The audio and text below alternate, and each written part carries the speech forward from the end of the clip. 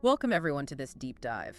Today, we're looking at something I think many of us experience, maybe without always having a name for it, these sort of unfinished situations. hmm Yeah, have you ever had that? Like a moment, maybe a conversation, or even just, I don't know, an email exchange that just sort of sticks? Totally, it just replays, I right, know. over and over in your mind, and it feels, well, unresolved. Exactly. That's what we're diving into, these lingering moments. And how getting a handle on them, understanding them, can actually be pretty key for, how we experience things right now. We're pulling from some ideas in Gestalt therapy here. Which really focuses on awareness and Yeah. and how we complete things, how we find closure, or maybe how we don't. It's like, think of those moments being kind of stuck in time, like a photo that won't fade. Yeah, or like a song that cuts off before the last note. Yeah, There's that tension. right, and often there's a physical feeling that goes with it when you recall it, isn't there? Maybe a little tightness in your chest, or, I don't know, your jaw feels tight.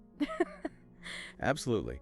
It's worth checking in, actually. As you're listening, maybe just think about one of those moments for yourself. Anything show up? Even just a subtle shift, maybe in your breathing, it can be a clue.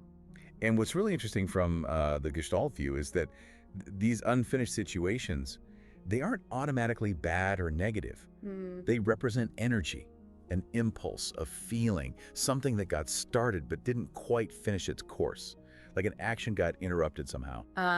Okay, and that makes sense of why our minds get caught in those loops, right? The what ifs, the if onlys, Yes. replaying it, almost hoping for a different ending this time around. Does that sound familiar to you listening? I know it does for me. Oh, definitely. And the thing about that cycle is that energy, it doesn't just vanish. Right. It can actually start to color how you approach new things. You might hold back a bit in a conversation or Mhm. feel this kind of vague unease. In situations that maybe subconsciously just remind you of that older thing. Exactly. It's like that unfinished tune playing faintly in the background while you're trying to listen to something new.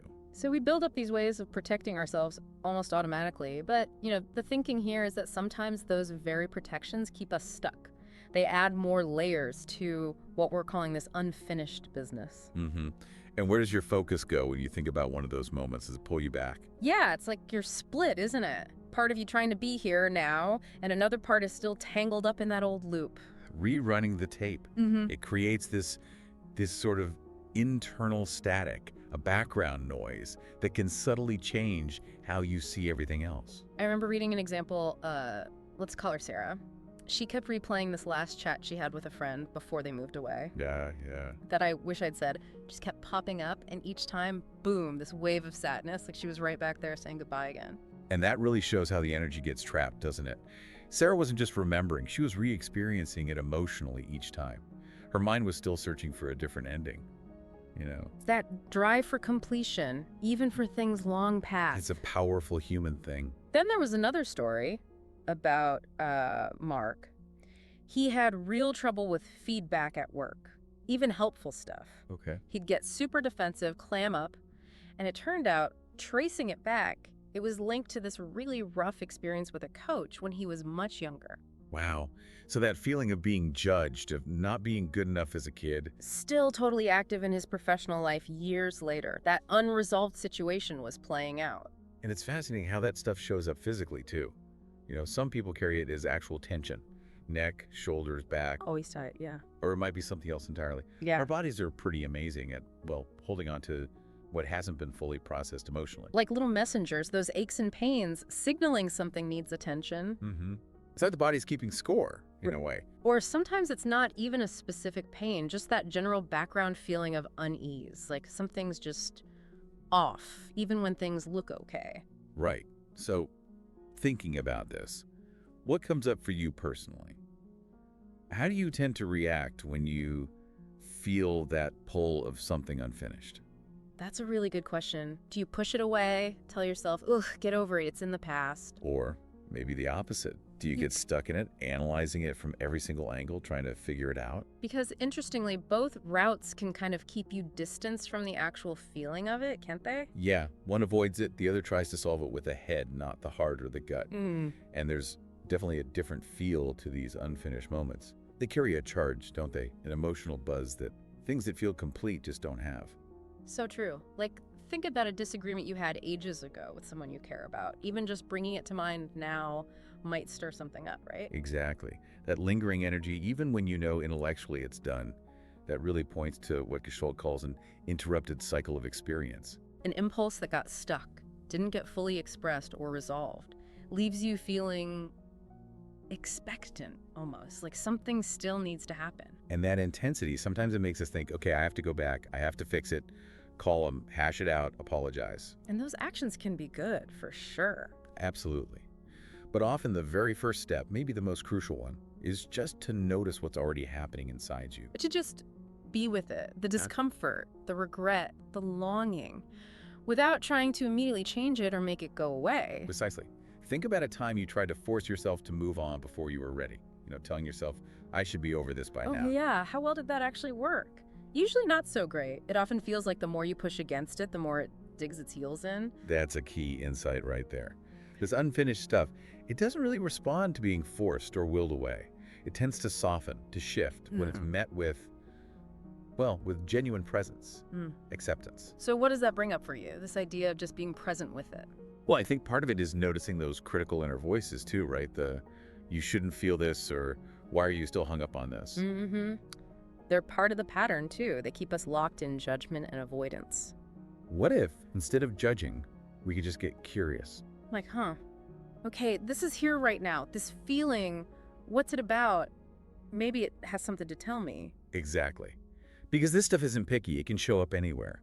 That creative project you dropped halfway through. Oof, yeah. The apology you never quite made. The dream you shelved. Each one is like a little bit of our energy, our attention, still tied up back there, less available for right now. And it definitely spills into our relationships, doesn't it? Oh, big time.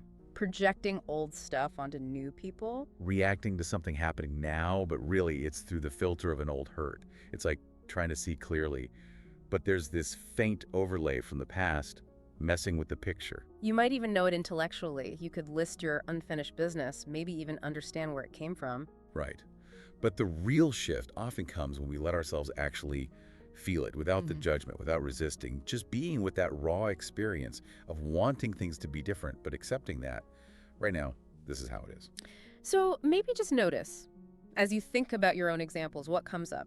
Body, thoughts, feelings. And instead of the usual reaction, fix it, change it, push it away, just observe. What's it like to just be present with this exactly as it is? What might emerge if you stop fighting it? Yeah, it really starts to open up this idea that maybe the goal isn't about ticking every box, completing every single thing from the past. Maybe it's more about changing our relationship with all that unfinished stuff, seeing it less like a failure or a weight. And more like maybe the doorway, a way to understand ourselves a bit better. Because inside those unresolved moments, there's often a question hiding, isn't there? Like, what is this trying to show me about myself right now? So, bringing it together, I think the big takeaway is just that. This unfinished business, it's not just old history, it's alive. It's active in your present. It's shaping your thoughts, your feelings, how you act, often in ways we don't even notice day to day.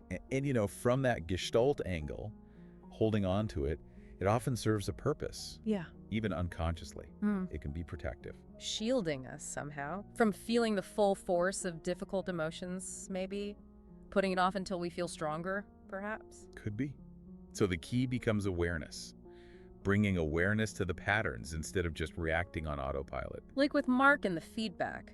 It wasn't until he noticed his defensiveness, noticed the physical feeling, that he could start to create a little space for a different response to emerge. Exactly. And again, it's not necessarily about hunting down every single loose end from your whole life and tying it up perfectly. No, it's more about transforming how you relate to those experiences. Using presence, using acceptance, letting them be part of your story without letting them run the whole show now. There's this idea of creative adjustment. I like that. Like a tree bending in the wind, right? Yeah, finding ways to move with life's incompletions without breaking or losing who you are. So maybe a practical starting point. Just notice. Where in your body do you feel it when you think about something unresolved? Where is the tension? That simple act of noticing, that's huge. It brings awareness right into the body where the energy is held. And maybe simple things like just writing about it or taking a few quiet moments to reflect, not to fix it, just to acknowledge it. Gently. Without judgment. And shifting the view, too. What if this unfinished business could actually be a teacher, a source of insight? Like carrying a smooth stone in your pocket. Its weight isn't just a burden, it can remind you of the journal, of your own resilience in carrying it. Rather than just being something you wish wasn't there. So here's something to maybe chew on as you go about your day.